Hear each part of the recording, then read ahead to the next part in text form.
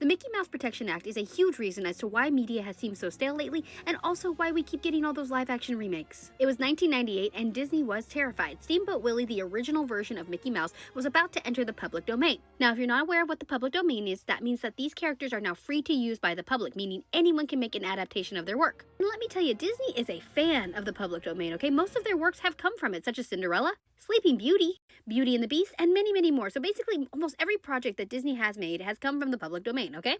But Disney couldn't let this happen to their beloved Mickey Mouse, so what did they do? They lobbied Congress and the Supreme Court to change the laws. Now, were there other companies involved? You bet there were, but Mickey Mouse was the biggest contributor, and that's why many people often refer to it as the Mickey Mouse Protection Act. But by God, the mouse did it, okay? So they got them to change the laws. What the original copyright protection law was that the company had control over the piece of media they created for 75 years after its release, which is why Steamboat Willie was in trouble. But what did they do? They added an extra 20 years to it to buy Disney some more time. Now, this is where the live action remakes come into play. So Disney was like, okay, we've got an extra 20 years. We need to come up with an idea. So they knew losing their characters to the public domain was an inevitability they'd have to face, but they could make it so complicated that nobody's ever going to do it.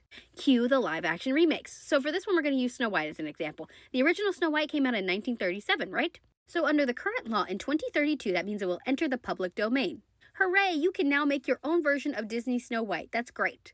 But wait, in 2025, didn't Disney release a live-action version of Snow White? Yes, they did! How does this come into play? Well, it doesn't change the fact that the original version of Snow White is going to enter the public domain. But if you were to make a version of Snow White, you now have to prove that it doesn't infringe on the copyright of the live-action one. Now, I get that this is a little confusing, so I'm going to try to explain it a little better.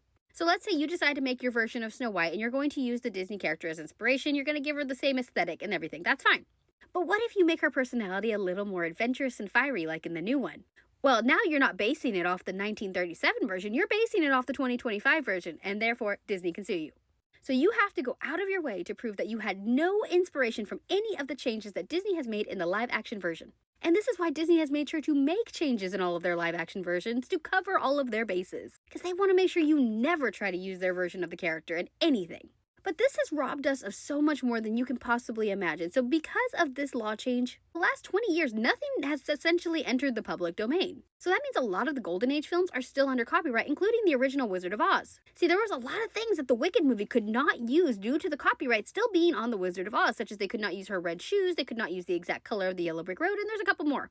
But that's not all. This movie should be available for free online essentially at this point. It should be able to be on as many streaming platforms as it wants and not have to worry about copyright issues, but it's not. And there's so many other books and characters I could list. The Hobbit books were already supposed to have entered the public domain. This would mean we could have as many animated versions of The Hobbit as we wanted, live action versions. It doesn't matter. We could have as many versions as anybody could make.